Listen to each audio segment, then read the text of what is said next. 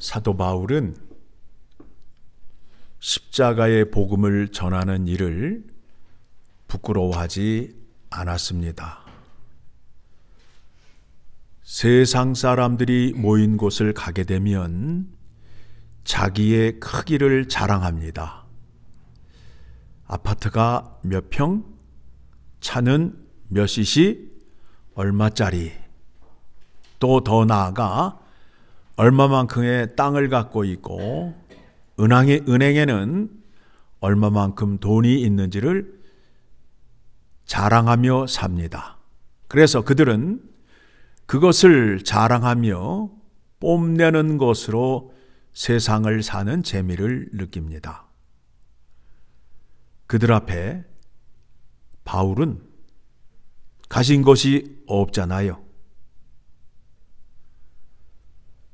예수님의 제자로서 십자가의 복음을 전하러 다니는데 세상 사람들 앞에 세상 사람들이 탐내고 부러워할 만한 것들이 아무것도 없다라는 겁니다. 오히려 가는 곳마다 두들겨 맞고 핍박을 당하는 일을 자주 당하고 있습니다.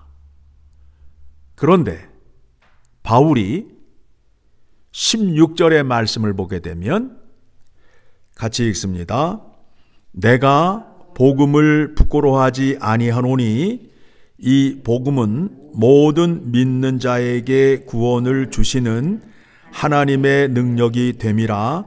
먼저는 유대인에게요 그리고 헬라인에게로다. 무슨 말씀이냐 하면 복음에는 하나님의 능력이 나타나는데, 구원의 능력이 나타나는데 그 능력은 죄인을 구원하시는 하나님의 능력이라는 거예요. 왜 이 말씀을 하느냐 하면 하나님께서 마지막 날에 심판을 작정하셨지요.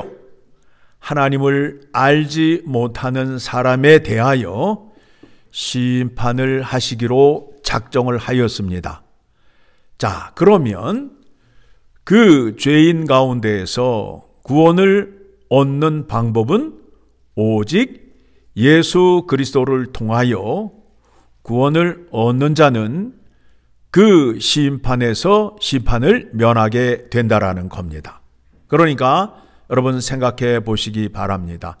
이 땅에 살면서 내가 갖고 있는 것들 자랑하는데 이 세상에서 생명을 다하고 떠나가는 날 그것들을 다 가져갈 수 있어요? 없지요. 그런데 예수 그리스도의 십자가의 구원을 얻은 자들은 이 땅에서 죽게 되면 우리 주님 품에 안겨 영원한 하늘나라에서 의와 희락과 평강을 누리게 된다라는 겁니다. 그것을 지금 누가 갖고 있는 겁니까? 사도 바울이 갖고 있어요. 그래서 이거를 들고 세상을 향하여 나아가서 그들에게 전하는 말씀이 뭐예요? 주 예수를 믿으라. 그리하면 너와 내 집이 구원을 얻으리라. 왜 구원을 얻어야 된다고요? 마지막 날에 하나님의 불의에 대한 심판이 있기 때문에 그렇다는 거예요. 그래서 바울은 복음을 전하면서 십자가를 자랑하고 있어요. 자, 손가락을 끼시고 갈라디아서 6장 14절을 가게 되면 갈라디아서 6장 14절 같이 읽습니다. 그러나 내게는 우리 주 예수 그리스도의 십자가 외에 결코 자랑할 것이 없으니 그리스도로 말미암아 세상이 나를 대하여 십자가에 못 박히고 내가 또한 세상에 대하여 그러하니라. 십자가를 자랑하는 이유가 바로 거기에 있어요. 세상이 나에 대하여 이러쿵 저러쿵 한다 할지라도 마지막 날에 의의 심판을 하실 하나님 앞에서의 결과가 어떠함을 알기 때문에 나는 십자가 외에 다른 것을 자랑하지 않는다라고 말씀하고 있는 겁니다. 자, 17절의 말씀, 로마서 1장 17절의 말씀 봅니다. 복음에는 하나님의 의가 나타나서 믿음으로 믿음에 이르게 하나니 기록된 바 오직 의인은 믿음으로 말미암아 살리라 함과 같으니라. 자, 하나님께서 우주 만물을 창조하시고 맨 마지막에 사람을 창조했지요.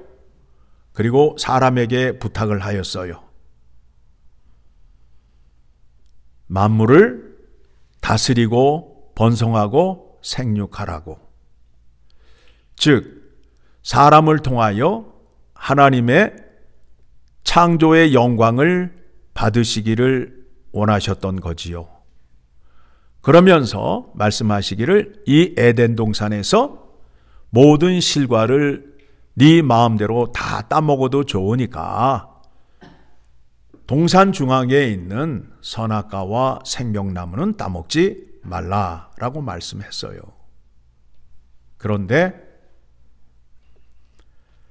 뱀의 유혹에 넘어가 하와 할머니가 따먹고 말았지요. 그래서 어떻게 됐어요? 눈이 밝아졌어요. 따먹을 때 욕심이 뭐였어요? 하나님과 같이 선하고 눈이 밝아지기를 원해서 따먹었어요. 즉 하나님의 명령을 불순종함으로 인하여 그들의 결과는 에덴 동산에서 쫓겨났다. 하나님으로부터 멀리 떠났다라는 거예요. 그러면 복음에는 하나님의 의가 나타났다라고 말씀하고 있는데 그 하나님의 의가 어떻게 나타났는지 로마서 3장 24절을 가게 되면 죄인의 죄값을 예수 그리스도가 속량해 주심으로 인하여 24절 같이 읽습니다. 그리스도 예수 안에 있는 속량으로 말미암아 하나님의 은혜로 값없이 의롭다 하심을 얻은 자 되었느니라. 그러니까 죄값을 누가 치루어 주셨어요? 예수님께서 죄값을 치루어 주어서 나는 이제 죄인이 아니라 의인이 됨으로 인하여 하나님과 가까워진 자가 되었어요. 그러면 하나님의 의가 무엇인가에 대해서 생각을 해 보셔야 돼요. 하나님의 의가 무엇인가? 자, 아담이 에덴 동산에서 범죄하였을 때 하나님과 멀리 떨어지게 되었다. 하나님이 떠나셨다. 그렇죠? 그런데 그 하나님이 예수 그리스도를 통하여 다시 죄인들에게 찾아오시는 거예요. 그런데 그 찾아오시는 방법이 누구를 통하여서? 예수 그리스도를 통하여 우리에게 하나님의 의를 주시는 거예요. 그러면 하나님의 의를 받은 자는 하나님과의 관계가 어떻게 된 거예요? 정상화가 된 거 아니에요?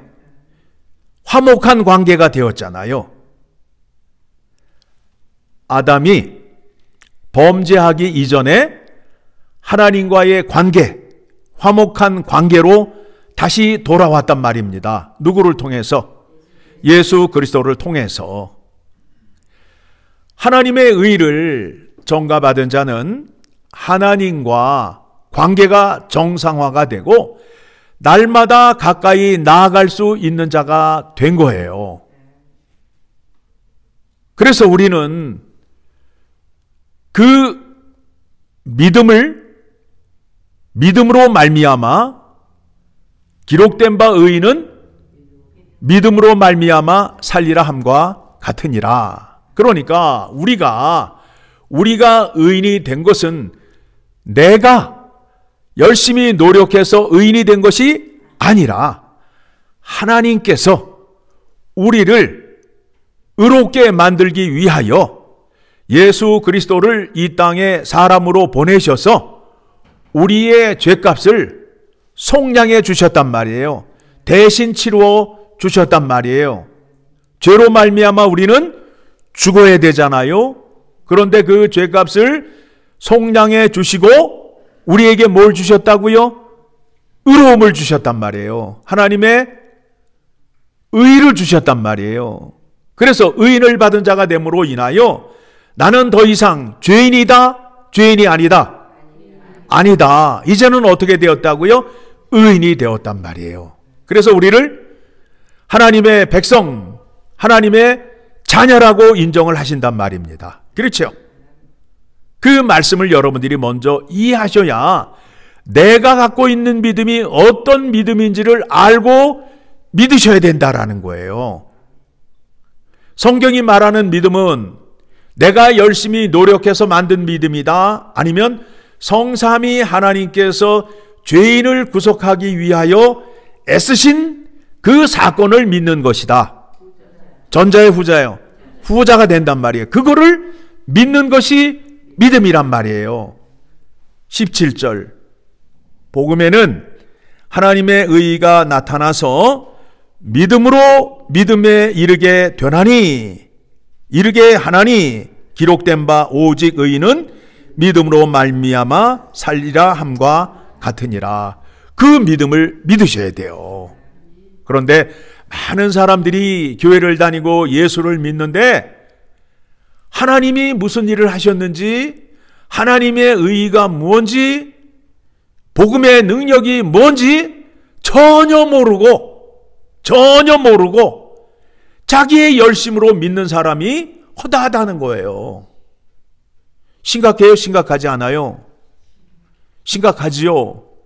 그래서 내가 기분이 좋으면 믿음도 괜찮은 것 같고 내가 기분이 나쁘면 믿음도 흔들리잖아요. 그런데 믿음은 흔들린다, 흔들리지 않는다? 흔들리지 않는다라는 거예요. 누가 하셨기 때문에? 성삼위 하나님께서 하신 거기 때문에 믿음은 흔들릴 수가 없다라는 거예요. 그거를 알고 믿으셔야 되는데 그거에 대한 지식이 없다 보니까 조금만 힘들고 어렵고 또 내가 조금 기분이 나쁘면 믿음이 흔들리고 하나님은 안 계신가 봐 이런 소리나 하고 참 심각한 그런 상태에 있게 되는 겁니다. 자, 그래서 이제 18절에 가서 왜 복음이 우리에게 필요한지 이유를 말씀하잖아요. 18절 시작. 하나님의 진노가 불의로 진리를 막는 사람들의 모든 경건하지 않음과 불의에 대하여 하늘로부터 나타나나니 마지막 때의 심판이 있다라는 거예요.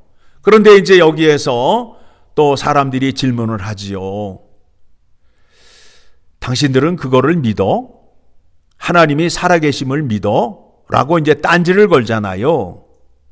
그런데 지난주 설교를 통해서 우리가 확인한 바에 의하면 하나님이 창조하신 피조물 가운데에 가장 부패되고 썩은 게 누구라고요? 사람의 마음이라는 거예요. 눈으로 봐도 믿지 않는다라는 거예요. 사람 이외에 모든 피조물들은 하나님의 명령과 하나님이 만드신 규칙을 따라 순종한다, 순종하지 않는다? 순종한다. 그래서 아침이면 해가 동쪽에서 솟아오르고 저녁이 되면 서쪽으로 내려가잖아요. 그렇죠? 한 번이라도 거역한 적을 보신 적이 있나요? 없지요. 자, 사과나무가 겨울에 싹을 내요? 겨울에 열매를 내요? 아니라고요. 하나님이 정하신 법칙에 다른 피조물들은 다 따라가는데 죄로 타락한 요 사람들은 어떻게 한다? 하나님이 말하면 순종한다, 불순종하고 반대로 나간다. 반대로 나간다는 거예요. 알면서 어깃장 놓는 거예요. 눈으로 보잖아요. 눈으로 보잖아요. 지구가 23.5도로 기울어져서 자전을 하면서 태양 주변을 도는데도 사고가 난다, 안 난다? 여러분, 24시간이 돌아가는 데 있어서 지구가 돌다가 멈추고 밤의 길이가 굉장히 길어지고 낮이 짧아진 적이 있었어요, 없었어요? 늘 똑같이 돌잖아요. 그거를 보더라도 이 우주 만물을 주관하시는 분이 계시다라는 것을 알 수 있어요, 없어요? 있잖아요.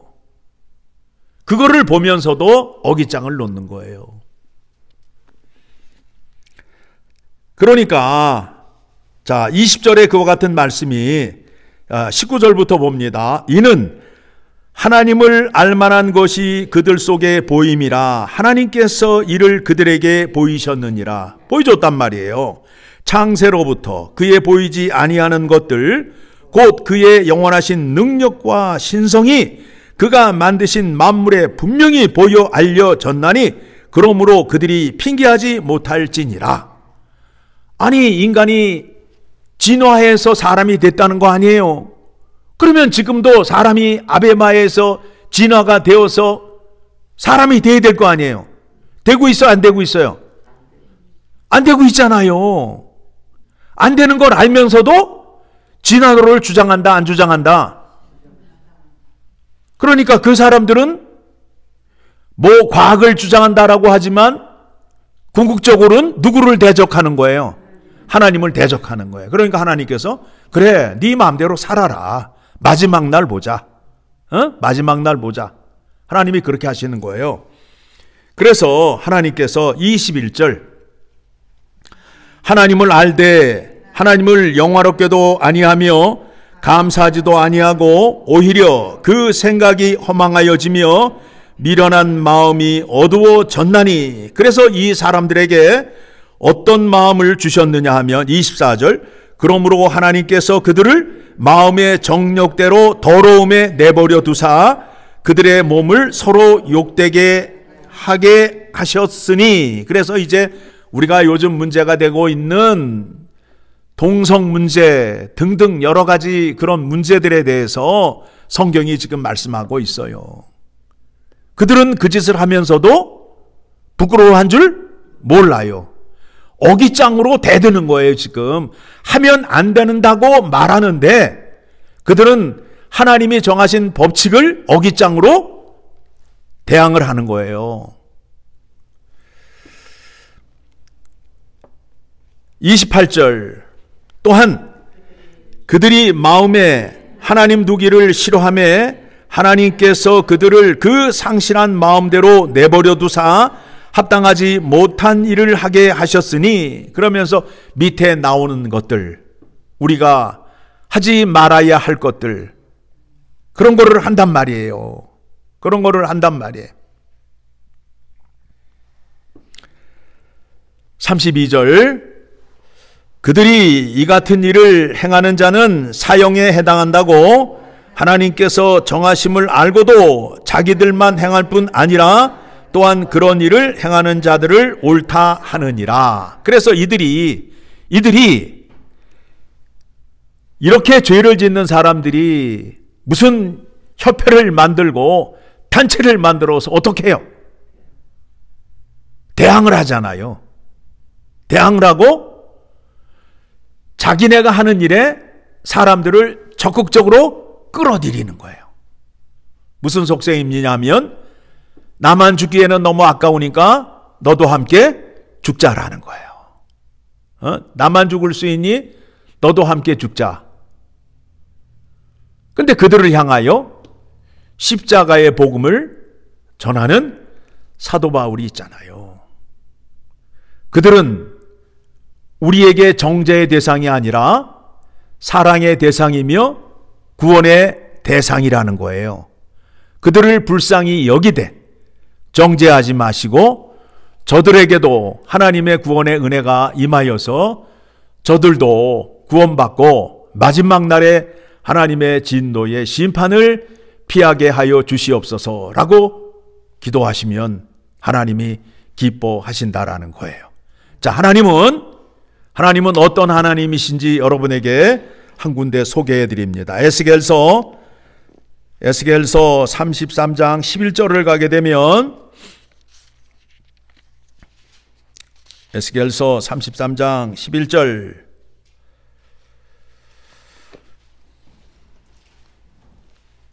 같이 읽습니다. 너는 그들에게 말하라. 주 여호와의 말씀이니라. 나의 삶을 두고 맹세하노니 나는 악인이 죽는 것을 기뻐하지 아니하고 악인이 그의 길에서 돌이켜 떠나 사는 것을 기뻐하노라. 이스라엘 족속아 돌이키고 돌이키라. 너희 악한 길에서 떠나라. 어찌 죽고자 하느냐 하셨다 하라. 하나님은 악인이 죽는 것보다 그의 길에서 돌이켜 하나님께로 돌아오는 것을 기뻐하신다라는 거예요. 그렇죠? 하나님이 기뻐하시니까 우리가 나가서 전도와 선교를 해서 그 악인을 하나님께 돌아오게 하는 일이에요. 그 일이 누가 기뻐하는 일이라고요? 하나님이 기뻐하시는 일이란 말입니다. 그렇죠? 그래서 지금 그 당시에 로마 그러면 어떤 곳이에요? 무지무지 타락한 곳이잖아요. 하나님을 알지 못하는 사람들, 무기를 갖고 이웃 나라를 점령하여 빼앗고 죽이며 사는 그런 세상이었어요. 그 사람들을 향하여 십자가의 복음을 전하여서 깨닫게 하는 거예요. 마지막 날에 하나님의 진노의 심판이 있다. 그러니 너희에게 필요한 것은 이 땅에서 눈으로 보이는 것이 필요한 것이 아니라 예수 그리스도의 십자가의 구원의 능력이 너희에게 필요한 것이다 라는 말씀을 전하고 있는 겁니다. 여러분, 이 땅에 영생을 얻은 자와 영생을 얻지 못한 자의 차이점을 성경이 이렇게 말씀하고 있습니다. 요한복음 3장 36절의 말씀을 보게 되면 우리가 요한복음 3장 16절의 말씀은 잘 알고 있어요. 그런데 36절의 말씀에 이와 같은 말씀이 있습니다. 같이 읽습니다. 아들을 믿는 자에게는 영생이 있고 아들에게 순종하지 아니하는 자는 영생을 보지 못하고 도리어 하나님의 진노가 그 위에 머물러 있느니라. 여러분, 비가 오기 전에 하늘에 뭐가 끼어 있어요?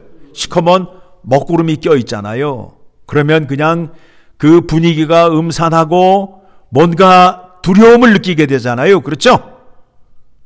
구원을 받지 못한 자의 머리 위에는 늘 하나님의 진노의 심판이 머물러 있다는 거예요. 그러니 그가 즐거움을 느낄 수 없어요. 늘 두려우니까 밤에 뭘 먹고 자야 돼요? 겁이 나니까, 세상이 두려우니까 맨정신으로는 잠을 잘 수 있어요, 없어요? 잠을 못 자잖아요. 그렇죠? 그 술을 안 먹으면 밤이 길대잖아요. 자다 깨다 자다 깨다, 이 생각 저 생각. 그 생각이 어떤 생각이에요? 두려운 생각 아니에요. 그런데 우리 믿는 자들은 술을 안 마셔도 밤에 잠을 잘 자요. 그렇죠? 누가 지켜주시니까?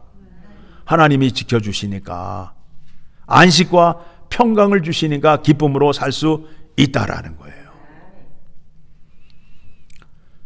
우리가 받은 구원은 우리가 마지막 진노의 심판의 날, 마지막 날에 이르기 전에도 그 구원의 은혜와 감격을 누릴 수 있다라는 겁니다. 그러시기 위해서는 날마다 하나님의 말씀을 주야로 묵상하시고 그 말씀 속에서 나하고 어떤 상관이 있는가를 살피시는 것이 아니라 그 속에서 하나님이 어떻게 역사하시고 구원의 은혜를 약속하셨는가를 확인하시라고요. 그렇게 성경을 보셔야 여러분이 올바른 믿음을 갈 수 있게 가질 수 있게 되는 겁니다.